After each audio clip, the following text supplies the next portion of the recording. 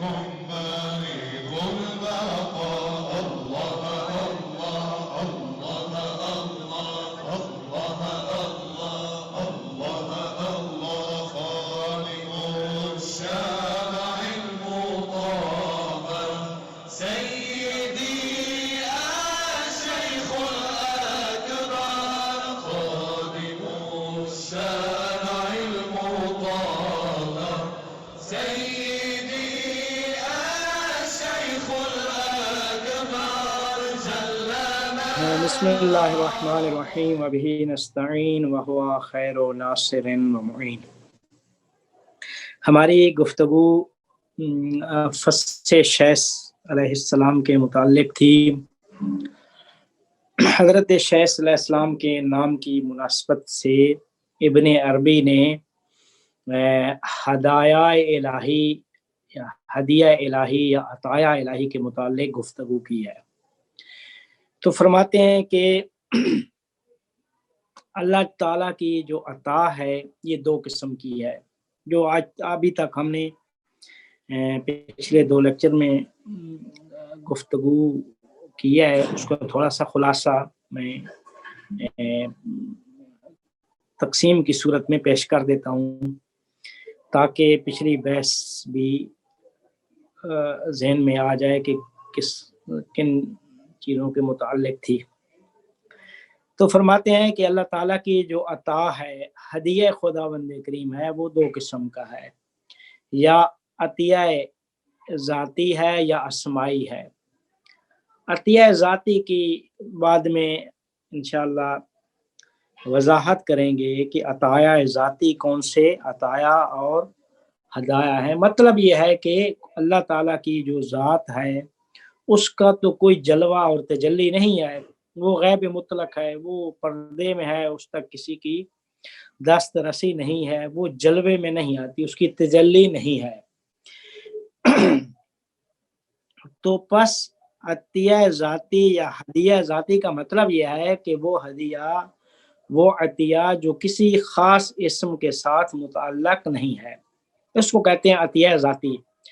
عطیہ اسمائی وہ ہے کہ جو کسی خاص اسم کے ساتھ متعلق ہے، اس کو کہتے ہیں عطیہ اسمائی۔ تو کہتے ہیں اللہ تعالیٰ کی جو عطا ہے یا عطا ذاتی ہے یا عطا اسمائی ہے۔ اب یہ جو عطا ہے اللہ تعالیٰ کی، یہ خود بندوں کی درخواست پہ عطا ہوتی ہے، یا بندے درخواست کرتے ہیں یا درخواست کے نتیجے میں نہیں ہوتی ہے۔ اب جو بندے درخواست کرتے ہیں، درخواست کے نتیجے میں اللہ عطا کرتا ہے، تو یہ جو مخلوقات اور اللہ کے بندوں کی جو درخواست ہے اللہ کے حضور میں، یہ بھی 2 قسموں پر مشتمل، یا کسی ایک معین چیز کے بارے میں بندے درخواست کرتے ہیں یا کسی غیر معین چیز کے متعلق درخواست کرتے ہیں۔ بس لوگ بندوں کی درخواست کی 2 قسمیں ہیں، یا ایک معین چیز کے بارے میں ہے یا غیر معین چیز کے بارے میں درخواست ہے۔ معین چیز کے بارے میں ہے کہ مثلا کسی ایک خاص شے اللہ سے طلب کی جائے، اس کو طلب کرتے وقت کوئی خاص چیز ذہن میں ہونی چاہیے۔ غیر معین کہ اللہ تعالیٰ سے تقاضا کرے، درخواست کرے کہ پروردگارہ جو کچھ میری مصلحت میں ہے وہ مجھے عطا کر، تو یہ ایک غیر معین چیز ہے۔ تو پس اللہ کی عطا جو بندوں کی درخواست پہ ہوتی ہے، وہ یا معین چیز کے بارے میں درخواست ہوتی ہے یا کسی غیر معین چیز کے متعلق درخواست ہوتی ہے۔ یہ 2 قسمیں ہیں۔ اب جو لوگ دعا کرتے ہیں، دعا کرنے والوں کی بھی 3 قسمیں ہیں۔ دعا کرنے والوں کی بھی 3 قسمیں ہیں۔ کہتے ہیں کہ بعض ان میں وہ لوگ ہوتے ہیں کہ جو انسان کی طبیعت میں اللہ نے جو چیز اس کی ذات میں رکھی ہے کہ انسان کان الانسان عجولا، یہ جو عجلت ہے نا وہ انسان کی ذات میں ہے، تو انسان چاہتا ہے کہ دعا کرے تاکہ اس کا کام جلدی حل ہو جائے. جیسے آج کا زمانہ ہے کہ لوگ چاہتے ہیں کہ ایک پھونک سے جو ہے نا وہ سارے کام ہمارے ہو جائیں, محنت نہ کریں, بس ہماری جو ہے نا وہ یعنی وہ ایک شارٹ کٹ کے جو چکر میں ہوتے ہیں. تو یہ جو شارٹ کٹ کا جو چکر ہے یہ انسان کی ذات کے اندر کہ انسان کان الانسان عجولا, یہ عجلت جو ہے انسان کی ذات میں. تو کہتے ہیں بعض افراد وہ ہوتے ہیں جو اپنی ذات کے اندر عجلت موجود ہے, اس کی بنا پر اللہ سے دعا کرتے ہیں کہ تاکہ ان کا کام جلدی ہو جائے. تو کہتے ہیں کہ یہ ایک دعا کرنے والوں کی پہلی قسم. دوسری قسم ان لوگوں کی ہے کہ جو یہ جانتے ہیں کہ اللہ کے علم میں کچھ اس طرح موجود ہے کہ بعض چیزیں دعا کے بغیر حاصل نہیں ہو سکتی, تو لہٰذا وہ اللہ تعالیٰ سے دعا کرتے ہیں کہ پروردگارہ ہمیں یعنی وہ چیز فلاں چیز عطا کر. تو اب یہ دوسری قسم کہ جس میں ان کو معلوم ہے کہ اللہ کے علم میں کچھ اس طرح ہے کہ جب تک ہم دعا نہیں کریں گے ہمیں وہ چیز نہیں ملے گی, لہذا دعا کرتے ہیں. تیسری قسم یہ ہے کہ وہ امتثال امر الہی, اللہ کے امر کو بجا لانے, محض ان کا یہ قصد ہے کہ چونکہ یہ اللہ کا امر ہے میں نے بجا لانا ہے. جیسے حضرت ابراہیم علیہ السلام کہ اللہ نے امر کیا لہذا میں نے بیٹے کو ذبح کرنا ہے, تو امتثال امر الہی یعنی اللہ کے امر کو بجا لانے کی خاطر وہ کام انجام دیا جائے, اس میں کسی قسم کی کوئی دوسری چیز دخیل نہ ہو, خالص اللہ کے امر کو جو بجا لاتے ہیں. تو کہتے ہیں کہ یہ لوگ ہوتے ہیں کہ کیا کہتے ہیں یہ اہل حضور, اہل مراقبہ. یہ ان کو معلوم ہوتا ہے کہ کب ان کو معلوم ہوتا ہے کہ ان کی استعداد, ان کی ظرفیت کیا ہے, اور فلاں چیز نے کب جو ہے ظہور ہونا ہے, فلاں چیز کا کب ان میں ظہور ہونا ہے. تو اس بنیاد پر وہ کیا ہے اپنی استعداد کو پہچان کر وہ کیا کرتے ہیں دعا کرتے ہیں. تو کہتے ہیں کہ اب وہ تجلی کو دریافت کرتے ہیں, دریافت کرنے کے بعد جو ہے نا چونکہ اپنی استعداد کے مطابق, اور ان کی استعداد میں یہ ہوتا ہے کہ اللہ کے امر کو بجا لانا ہے. تو کہتے ہیں کہ اب جو لوگ اپنی استعداد کو پہچانتے ہیں ان کی بھی دو قسمیں ہیں. پہلی قسم ان لوگوں کی ہے کہ جو اللہ تعالیٰ کی طرف سے وہ جو عطیہ اور ہدیہ ہے اس کو لینے کے بعد, اس کو حاصل کر لینے کے بعد سمجھتے ہیں کہ کس چیز کی استعداد ان کے پاس تھی, لہذا اسی استعداد کے مطابق وہ دریافت کرتے ہیں, یعنی ہدیہ کو لینے کے بعد سمجھتے ہیں. دوسری قسم ان لوگوں کی ہے کہ ابتدا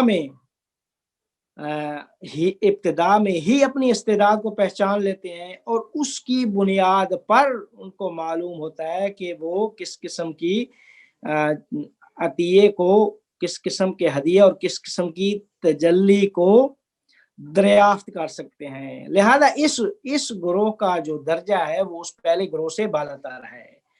جو پہلا گروہ کون سا ہے کہ جنہوں نے عطیے کو لینے کے بعد سمجھا ہے کہ کس چیز کی استعداد ان کے پاس تھی. تو کہتے ہیں کہ یہ تھی کیا کہتے ہیں تین قسمیں. پس دعا کرنے کا جو سبب ہے, دعا کے اسباب, درخواست کے اسباب, وہ تین چیزیں ہیں انسان کی. وہ عجلت جو انسان کی ذات میں ہے, یعنی جلدی کرنا, یہ احتمال دینا کہ اللہ کے علم میں کچھ اس طرح ہے کہ جب تک درخواست نہ کی جائے وہ چیز عطا نہیں ہوگی, یہ دوسرا سبب. اور تیسرا سبب یہ ہے کہ اللہ کے امر کو بجا لانے کی خاطر وہ ایسا کرتے ہیں, جس طریقے سے پھر وہ ہم نے مثال دی تھی حضرت ایوب کی یا دوسرے اس کے. اب اس کے بعد ابن عربی نے یہ بیان کیا کہ کیوں بعض دعائیں جلدی قبول ہو جاتی ہیں اور بعض دیر سے مستجاب ہوتی ہیں. تو کہتے ہیں کہ ان کا سبب بھی ابن عربی نے بیان فرمایا ہے کہ وہ قدر ہے کہ جو اللہ کے علم میں ہے کہ فلاں چیز نے کب اور کس زمانے میں اس عالم خلقت میں ظہور کرنا ہے، کب اور کس زمانے میں عالم خلقت میں ظہور کرنا ہے۔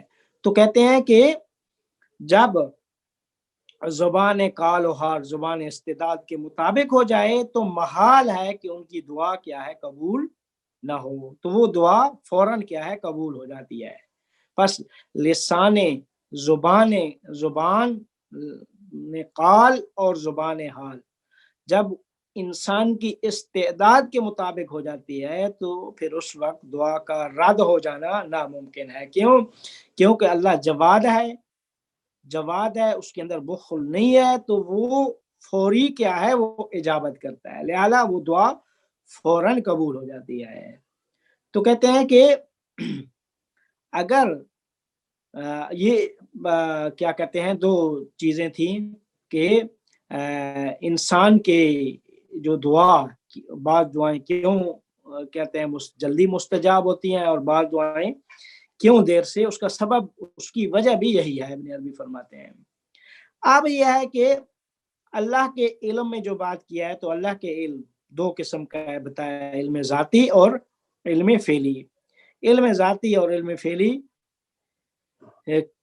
بیان کر دیا تھا کہ علم ذاتی اللہ تعالیٰ کا ایک علم ذاتی ہے اور ایک علم فعلی ہے۔ تو علم ذاتی جو ایک شے کے ظہور سے پہلے، ظہور کے وقت اور ظہور کے بعد اس میں کسی قسم کا تغیر، تبدل نہیں ہے، اور دوسرا علم فعلی وہ ہے جو مخلوقات کی درخواست کی کو مد نظر رکھ کر کیا ہے، اللہ کے علم میں کچھ اس طرح ہے کہ مخلوقات دعا کریں گی تو تب جو ہے نا وہ اس طرح ہوگا، تب ان کو یہ عطا ہوگی۔ تو کہتے ہیں کہ اب یہ علم ذاتی اور علم فعلی، اب آگے فرماتے ہیں کہ جو لوگ زبان استعداد اور ان چیزوں پہ جن کو آشنائی ہے وہ اہل اللہ ہے، اور اہل اللہ جو ہے وہ اپنی عین ثابت اور دوسروں کی عیان ثابتہ پہ آگاہ ہوتے ہیں۔ تو یہ جو آگاہ ہوتے ہیں اس کو کہا جاتا ہے کہ یہ سر اور قدر سے آگاہ لوگ، قدر کے رازوں سے آگاہ لوگ۔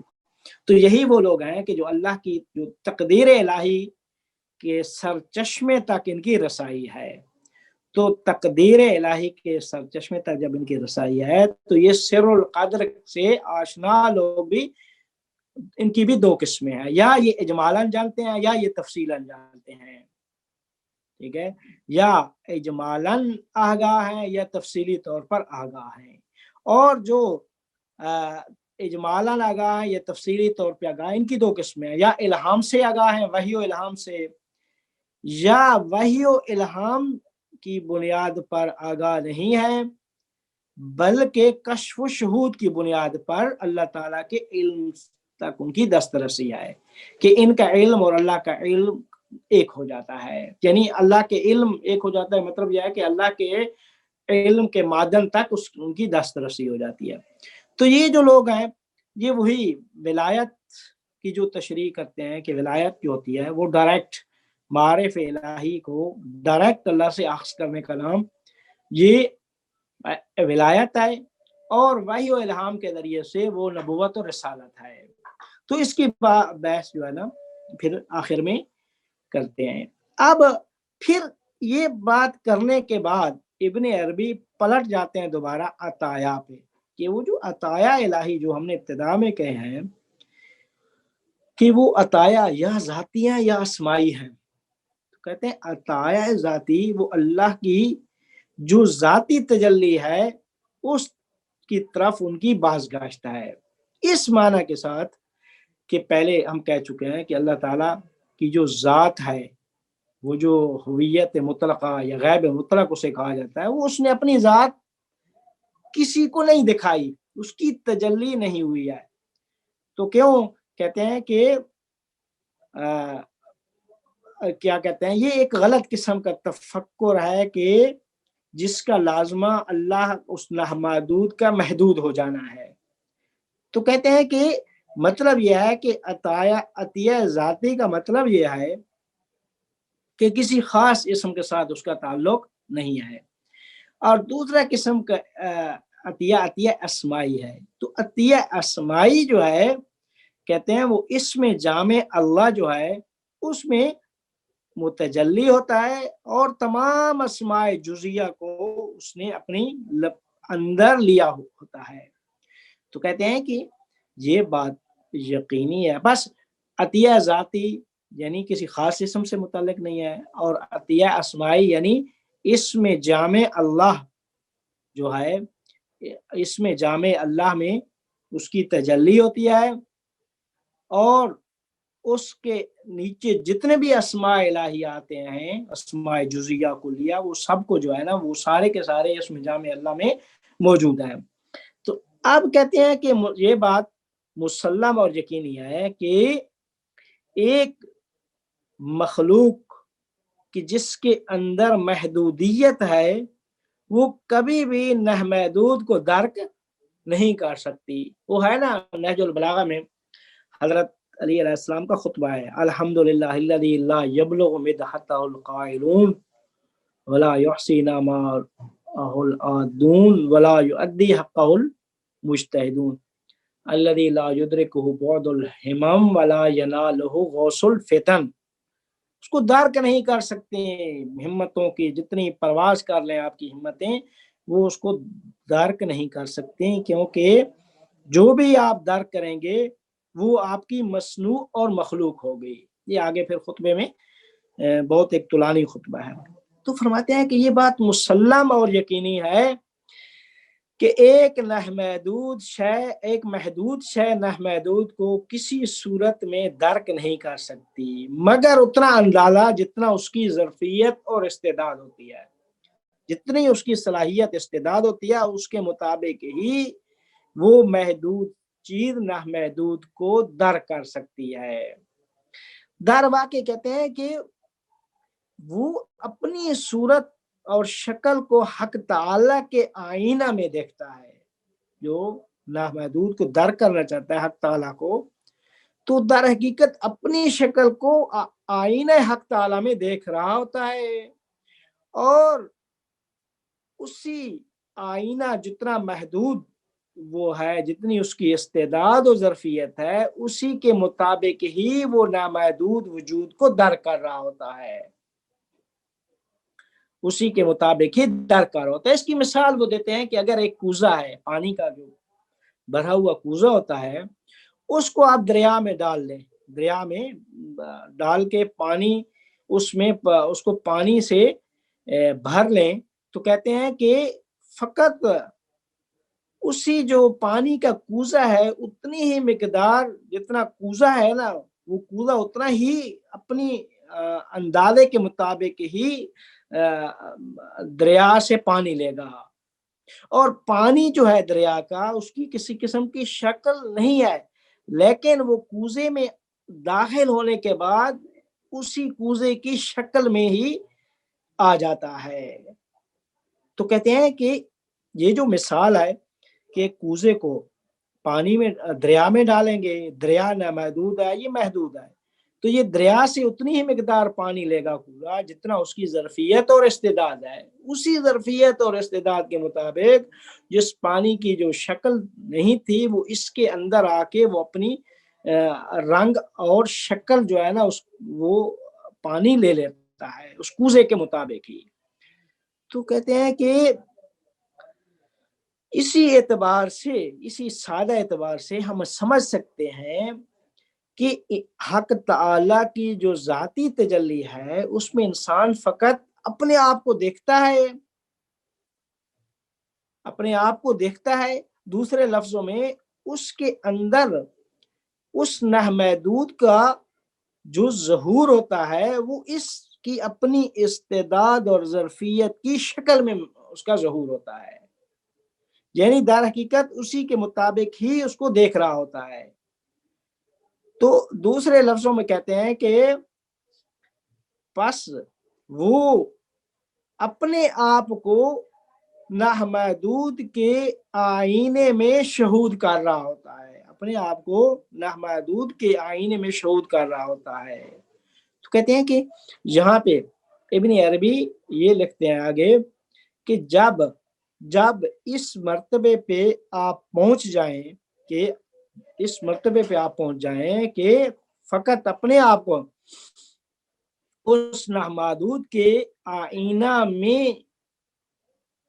شہود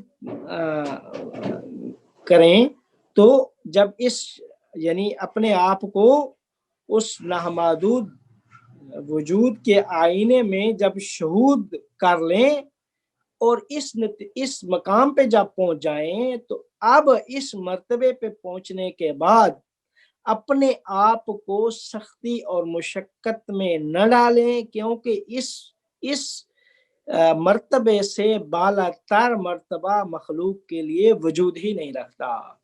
اس مرتبے سے بالا تر جو مرتبہ ہے وہ کسی مخلوق کے لیے وجود ہی نہیں رکھتا، لہذا اپنے آپ کو مشقت اور سختی میں ڈالنے کی کوشش مت کریں۔ در واقع کہتے ہیں کہ اللہ تعالیٰ نے اپنی اسمائی تجلی کو انسان کامل کے آئینے میں دیکھا ہے، اور انسان کامل جو ہے وہ اپنی ذاتی تجلی میں، یعنی اس کی تجلی ذاتی میں اپنے آپ کو حق تعالی کے آئینے میں دیکھتا ہے۔ تو کہتے ہیں کہ یعنی اپنی جو استعداد ہے اس کی شکل میں وہ دیکھتا ہے۔ جس طریقے سے وہ مثال دیا ہے کوزے کی، کہ کوزہ جو ہے پانی کا جو کوزہ ہے وہ کیا کہتے ہیں اپنے اندازے کے مطابق کیا ہے وہ پانی دریا سے وہ پانی لیتا ہے، اپنے اندازہ جتنا اس کا اندازہ ہے اتنی مقدار ہی اس میں وہ پانی سے پر ہوتا ہے۔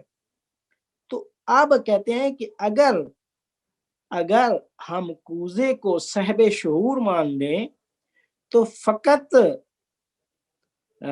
کوزہ اس دریا سے اتنی ہی مقدار معرفت رکھتا ہے کہ جتنا اس کے اندر کیا ہے پانی آیا ہے۔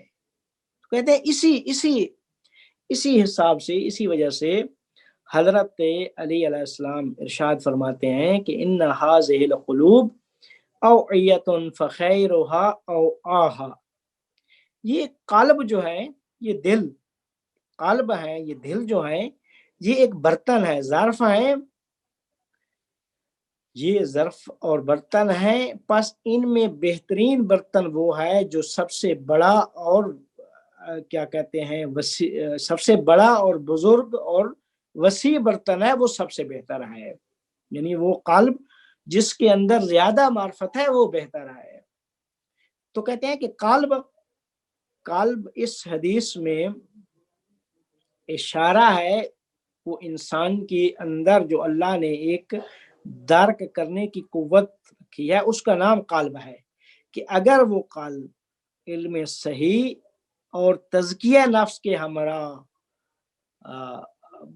کیا کہتے ہیں ہو جائے تو وہ اس وجود نامحدود کو اپنی استعداد کے مطابق ہی شہود کرتا ہے۔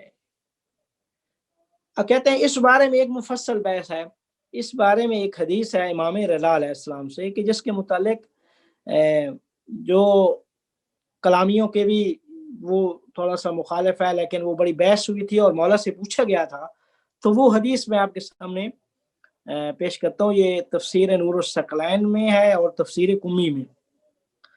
تو کہتے ہیں کہ ایک راوی آیا امام رضا علیہ السلام کے پاس، فقلت جعلت فداک قلنا نحن بالسورة للحديث الذي روي أن رسول الله صلى الله عليه وآله وسلم رأى ربه في سورة شاب، وقال هشام بن الحكم بن نفي للجسم، فقال يا أحمد إن رسول الله لما أسري بي إلى السماء وبلغ عند سدرة المنتهى خرق له في الحجب مثل سم الإبرة فرأى من نور العظمة ما شاء الله أن يرى وأردتم أنتم التشبيه۔ راوی کہتا ہے امام رضا علیہ السلام کے پاس آ کے کہ میں جو ہے نا اللہ کے بارے میں اس کی صورت اور شکل کا معتقد ہوں. میرا عقیدہ ہے کہ اللہ صورت اور شکل رکھتا ہے. کیوں؟ وہ اس وجہ سے کہ میں نے پیغمبر کی حدیث سنی ہے کہ جس میں پیغمبر نے فرمایا ہے کہ میں نے پروردگار کو ایک جوان کی صورت میں دیکھا ہے. پیغمبر نے فرمایا رآ ربہ فی صورت شاب، اپنے رب کو ایک جوان کی صورت میں دیکھا ہے. اور حشام بن حکم، وہ راوی کہتا ہے امام رضا سے کہ وہ جو حشام بن حکم ہے وہ کیا کہتے ہیں اللہ تعالیٰ سے جسم کی نفی کرتے ہیں کہ اللہ تعالیٰ تو نہ جسم رکھتا ہے، جسم ہی نہیں ہے تو شکل و صورت کہاں سے ہوگی. تو لہذا جو ہے نا یہ وہ جو کلامی عقیدہ ہے اس کے خلاف ہے. تو کہتے ہیں حشام وقال حشام ابن الحکم بن نفی للجسم، وہ معتقد نہیں ہے اس چیز، وہ کہتا ہے کہ اللہ کی اصل اللہ جسم ہی نہیں رکھتا، وہ اللہ تعالیٰ سے جسم کی نفی کرتا ہے. تو کہتے ہیں کہ فقال یا احمد، و پھر امام نے فرمایا، امام رضا علیہ السلام نے جواب دیا کہ جب پیغمبر کو معراج میں سدرۃ المنتہا پہ لے جایا گیا، سدرۃ عندہ سدرۃ المنتہا، پیغمبر کی معراج ہوئی، معراج میں سدرۃ المنتہا پہ پہنچے. سدرۃ المنتہا کہتے ہیں کہ حقیقت محمدیہ کے مرتبے میں خلق کا جو انتہائی مرتبہ ہے اس کو سدرۃ المنتہا کہتے ہیں. تو کہتے ہیں سدرۃ المنتہا پہ جب پہنچے پیغمبر تو پہنچنے کے بعد جو پردے تھے وہ پردے کیا ہے ہٹ گئے آگے سے پیغمبر کے لیے. جب ہٹ گئے تو اللہ تعالیٰ نے چاہا کہ اپنی نور عظمت سے کچھ پیغمبر کو دکھایا جائے، اپنی نور عظمت سے پیغمبر کو دکھایا جائے. تو لہذا آپ نے کیوں اس حدیث سے تشبیہ سمجھتے ہو؟ پھر میں مولا نے فرمایا کہ فرآ من نور العظمت ماشاء اللہ، جس طرح اللہ نے چاہا پیغمبر نے نور عظمت سے وہ چیز دیکھی. وَأَرَدْتُمْ أَنْتُمُ التَّشْبِيهِ، آپ نے کیسے اس سے تشبیہ سمجھ لی؟ اللہ تو تشبیہ ہے ہی نہیں اس کے اندر. تو کہتے ہیں کہ اس امام رضا کے اس بیان میں در واقع اللہ کی جو تجلی ہے اس کی شکل و صورت نہیں ہے، لیکن چونکہ پیغمبر کی روح اور جان مطہر میں اس کا ظہور ہوا ہے تو وہ ایک جوان کی صورت میں اس کی تجلی ہوئی ہے.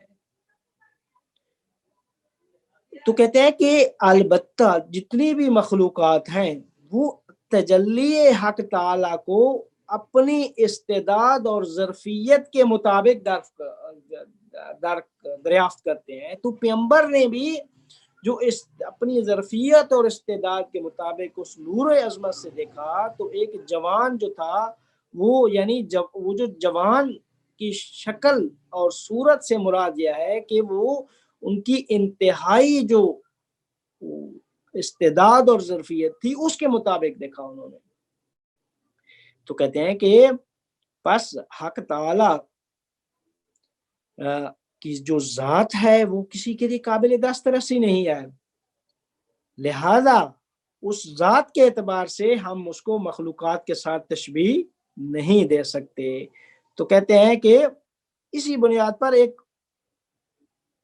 ایک اور حدیث بھی ہے امام رضا علیہ السلام سے توحید شیخ صدوق میں کہ ایک جوان جو کلام پیغمبر میں آیا ہے کہ پیغمبر نے اپنے رب کو جوان کی صورت میں دیکھا، تو انہوں نے اس کی بہت ایک لمبی حدیث ہے، اس میں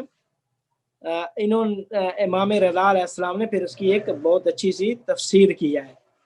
تو اس کے متعلق بھی یہ توحید صدوق میں بہت ایک مفصل روایت وارد ہوا ہے جس میں وہ راوی کہتا ہے کہ دخلنا علی ابی الحسن رضا علیہ السلام فحکینا لہ ما روی ان محمدا صلی اللہ علیہ وآلہ وسلم رأى ربہ فی حیات الشاب الموفق فی سن ابناء 30 سنہ رجلاہ فی خضری، کہ ایک ہم نے امام رضا علیہ السلام سے کی خدمت میں پہنچے، ہم نے وہ حدیث پیغمبر کی حکایت کی مولا کے سامنے کہ یہ پیغمبر کی حدیث سے کیا مراد ہے، کہ جس میں پیغمبر فرماتے ہیں کہ میں نے اپنے رب کو دیکھا ہے ایک جوان جو 30 سال کا جو جوان ہوتا ہے اس کی شکل میں کہ جس کے پاؤں فی خضر ایک سبزے میں ہوتے ہیں۔ وقل تو ان ہشام ابن سالم وصحب الطاق والمیسمی یقولون انه اجوف الى السر والباقی سمد، بہت بڑی حدیث ہے۔ کہتے ہیں کہ جو ہے نا وہ جب ہم نے یہ بات کہی تو ہم نے یہ بھی کہا کہ امام رضا علیہ السلام سے کہ جو آپ کے شاگرد ہیں ہشام بن سالم مومن صاحب طاق مومن طاق اور میسمی، یہ کہتے ہیں کہ اللہ تعالیٰ اوپر سے نیچے تک سب اللہ تعالیٰ سر سے پاؤں تک جو ہے یعنی وہ اللہ پر ہے، تو اس کا جو ہے نا وہ اس طرح وہ کہتے ہیں، تو اس سے کیا مراد ہے؟ تو کہتے ہیں کہ وہ بھی ہم نے نقل کی، یہ بات بھی نقل کی، تو اس وقت امام رضا علیہ السلام سجدے میں چلے گئے، اور سجدے میں جانے کے بعد فرمایا پروردگارہ تو منزہ و مبرہ ہے اس چیز سے کہ جس کو ان لوگوں نے نہیں پہچانا، لہذا انہوں نے اس طریقے سے تیری وصف کی ہے، چونکہ نہیں پہچانا تو اس طریقے سے وصف کیا ہے۔ تو آگے فرماتے ہیں کہ پروردگارہ تو منزہ ہے مبرہ ہے، اگر یہ تجھے پہچان لیتے تو قطعاً جس طریقے سے تم ہو، جس طریقے سے تم نے اپنی وصف بیان کیا یہ ویسے ہی وصف بیان کرتے۔ تو کہتے ہیں کہ پاک و منزہ ہے کہ وہ نفس کہ جن کو فرمان جاری ہوا ہے کہ وہ تجھے تیرے غیر کے علاوہ کیا ہے وہ تشبیہ نہ لیں۔ تو کہتے ہیں کہ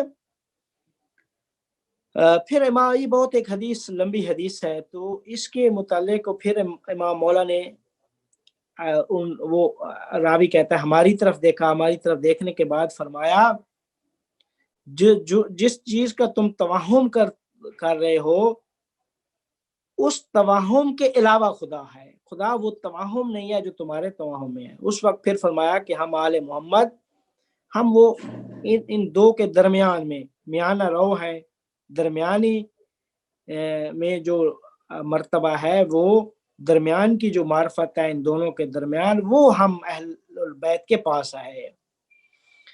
تو پھر آگے فرمایا کہ رسول اکرم صلی اللہ علیہ وآلہ وسلم نے جب عظمت پروردگار کو دیکھا تو ایک خوبصورت جوان کی شکل میں اس کی توصیف کی، اور وہ 30 سالہ جوان جو آپ لوگوں نے پیش کیا ہے۔ تو کہتے ہیں کہ پھر فرمایا کہ محمد اور اہل البیت من اللہ اس سے کہ جو تم نہیں جانتے اور اس کی کیا ہے وصف کرتے ہو، ایک بہت بڑی ایک حدیث ہے۔ پھر آخر میں فرمایا کہ جب حجابات پیغمبر کے سامنے ہٹ گئے تھے معراج میں، تو جو کچھ ظاہر ہوا وہ نور خدا سے ایک جلوہ تھا۔ وہ جو نور خدا سے جو ایک جلوہ تھا وہ ایک سبز قسم کا نور تھا، اور دوسرا اس کا ٹکڑا سرخ تھا، اور تیسرا سفید تھا، اور چوتھا جو ہے وہ ان کے علاوہ تھا۔ تو کہتے ہیں کہ جو اللہ کا قرآن اور سنت رسول اللہ صلی اللہ علیہ وآلہ وسلم جس کے لیے گواہی دیتے ہیں، ہم ان چیزوں کے معتقد ہیں۔ تو کہتے ہیں کہ یہاں پہ امام رضا علیہ السلام نے جو پیغمبر کی حدیث میں جوان کی جو کا لفظ آیا کہ پیغمبر نے اپنے رب کو جوان کی صورت میں دیکھا، تو اس کی تفسیر اس طریقے سے کی اور پھر فرمایا کہ ہم اہل البیت ایک ہی نور سے آئے، ہمارے درمیان تضاد نہیں ہے، لہذا فرماتے ہیں کہ اس حدیث کو اور پیغمبر کی جو حدیث ہے ان کے درمیان کوئی تضاد نہیں ہے، بلکہ آپ ان کے درمیان مطابقت دیں اور اس طریقے سے جمع کریں کہ جس طریقے سے پھر کیا کہتے ہیں جو امام رضا نے فرمایا اور جو پیغمبر نے فرمایا، ان دونوں میں کوئی تضاد نہیں ہے، بلکہ پیغمبر نے جو ایک اپنے رب کو ایک جوان کی صورت میں دیکھا، تو اس سے مراد بھی خود ابن عربی پھر فتوحات میں کچھ جملے ذکر کر کے پھر اسی کی ایک وضاحت میں ایک عبارت بیان کرتے ہیں کہ من رأى الحق فقد رأى نفسہ، کہ جس نے حق کو دیکھا اس نے اپنے آپ کو دیکھا۔ جو پیغمبر جو دیکھ رہے تھے حق کو ایک جوان کی صورت میں، اور کیا کہتے ہیں پیغمبر اتنا ہی اپنی ظرفیت اور استعداد کے مطابق اس کا شہود کر رہے تھے، تو فرماتے ہیں من رأى الحق فقد رأى نفسہ، جس نے حق کو دیکھا اس نے اپنے آپ کو دیکھا۔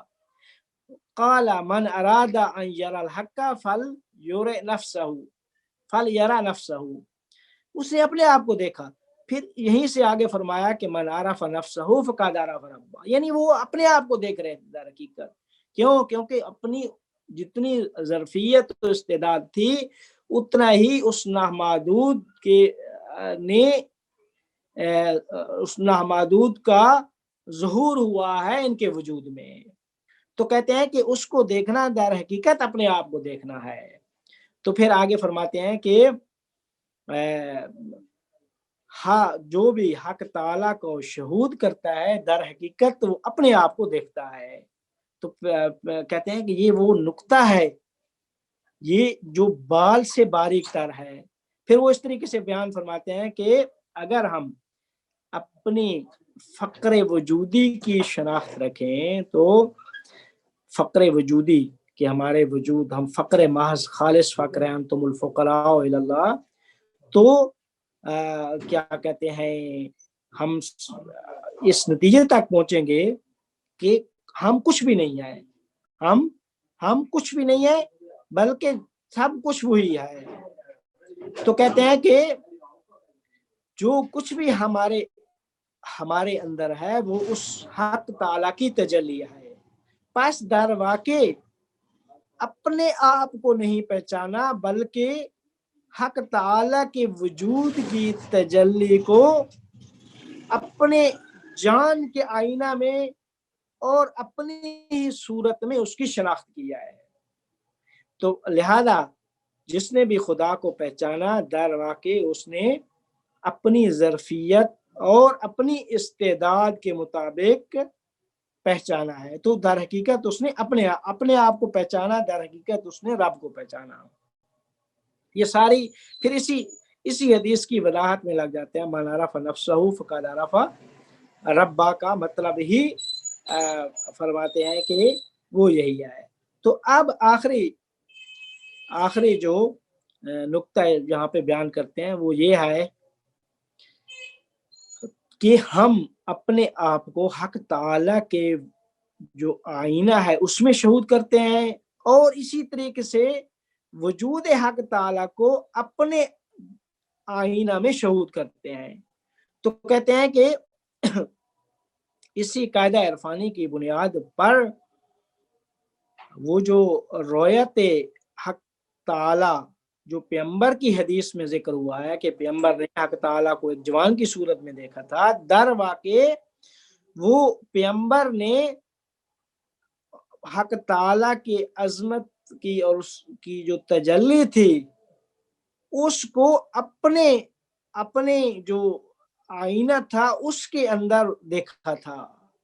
تو کہتے ہیں یہ جو فص شیسی ہے اس کی بنیاد پر بھی جو تجلی خداوند کریم ہے وہ حق تعالیٰ کی جو تجلی ہوتی ہے وہ بندوں کی استعداد اور ظرفیت کے مطابق ان میں اس کا ظہور ہوتا ہے.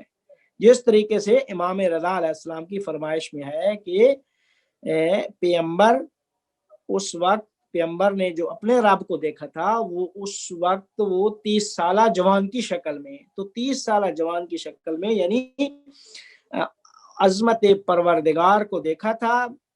وہ اپنی ظرفیت اور استعداد کے مطابق پیغمبر نے اس کا شہود کیا تھا. در حقیقت یہ مراد ہے. تو کہتے ہیں کہ چونکہ امام رضا فرماتے ہیں ہماری اور پیغمبر کی کلام میں تضاد نہیں ہے، تو پیغمبر نے جو حدیث بیان فرمائی ہے وہ اسی طریقے سے ہے، اس کا جو عمل، اس کا جو معنی ہے، اس کی جو وضاحت ہے وہ اسی طریقے سے ہے. تو کہتے ہیں کہ اس بنیاد پر یہ جو ہم نے جتنے بھی مطالب بیان کیے ہیں تو کہتے ہیں کہ وہ جو ہمارے اندر اللہ تعالیٰ نے قلب، دل جو رکھا ہے، وہ دل اگر عقیدہ صحیح اور عمل صالح سے وہ خالص ہو جائے، خاص عمل صالح سے وہ یعنی صاف و شفاف ہو جائے، تو اس کے نتیجہ میں عارف شخص جو ہے وہ اپنی حقیقت کو علم خداوند کریم کے مرتبہ میں شہود کر سکتا ہے.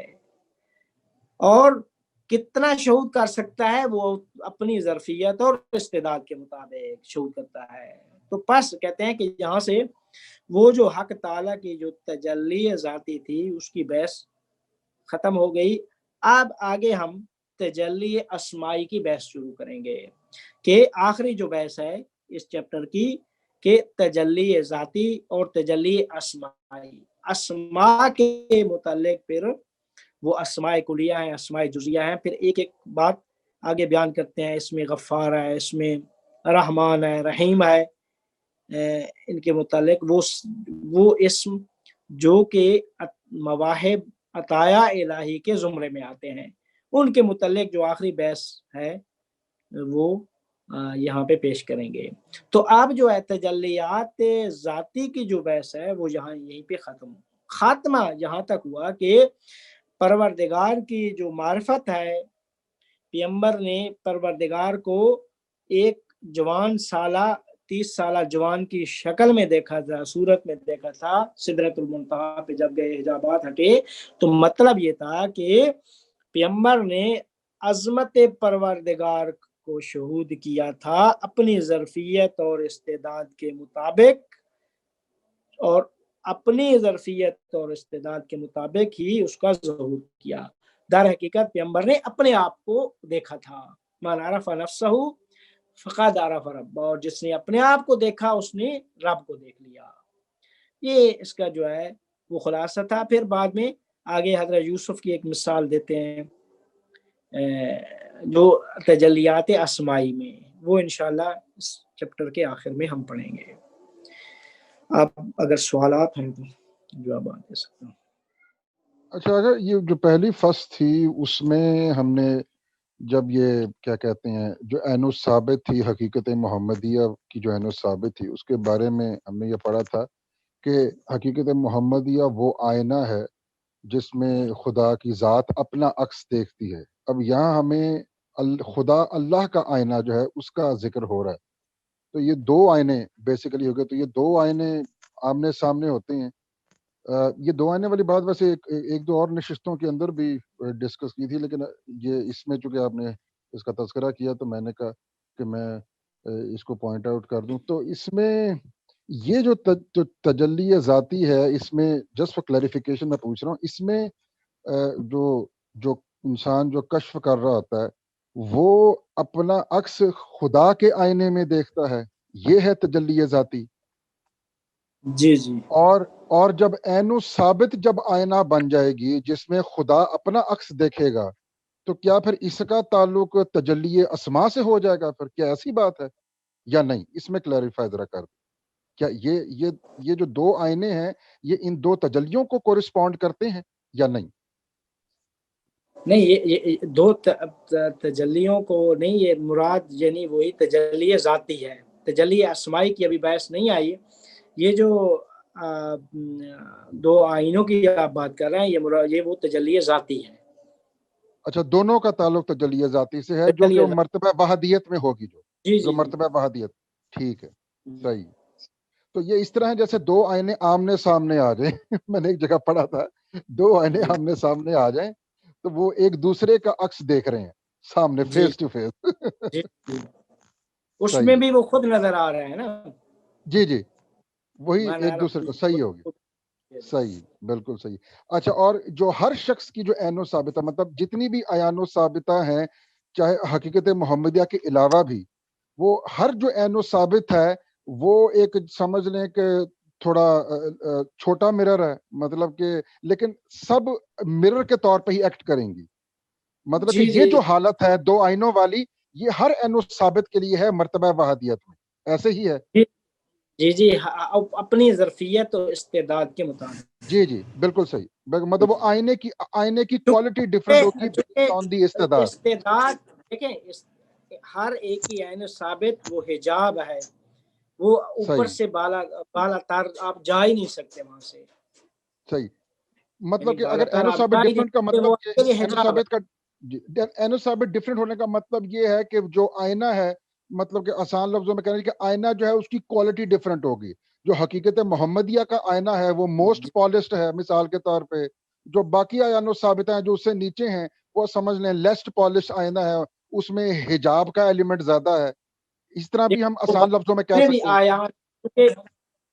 उनका जामे, उनके सब आयान साबिता की जामे ऐन साबित वो हकीकत सब मौजूद है, वो एक आईने कामिल है। सही। और बाकी जो आयानो साबिता के जो आईने हैं वो जारी बात है वो कामिल नहीं है, जारी बात। जी ऐसे ठीक होगा, सही। जी, इस्तेदा अपनी ऐन सारे की ऐन साबित है, उसके मुताबिक वो आईना है। अच्छा, अब जो भी अगर कोई शख्स है, लड़ से वो इंसान कामिल नहीं है और वो खुदा की मार्फत का उसमें तलब है कि वो खुदा की मार्फत, तो वो जो उसका कामिल तरीन जो दर्जा होगा जहां तक वो पहुंच सकता है, वो बेसिकली वो जब उस कामिल तरीन दर्जे पे पहुंचेगा तो वो उसकी ऐनो साबित के मुताबिक ही होगा। जारी बात है वो हकीकत मोहम्मदिया वाली ऐनो साबित के मुताबिक नहीं होगा। ये उसकी बालातरीन मार्फत, उसका बालातरीन दर्जा होगा कि जब वो वहां तक पहुंच जाए तो फिर उससे आगे अपने आप को जहमत में मत डाले, वहां से आगे पहुंच ही नहीं सकता वो। लेकिन वो होगा मर्तबा वहदियत के अंदर ही कोई चीज होगी, ऐसे ही है, क्योंकि अयानो साबिता तो मर्तबा वहदियत में ही होती है ना बेसिकली। जी तो जी जी, अगर सही, ठीक है, thank you, thank you ji.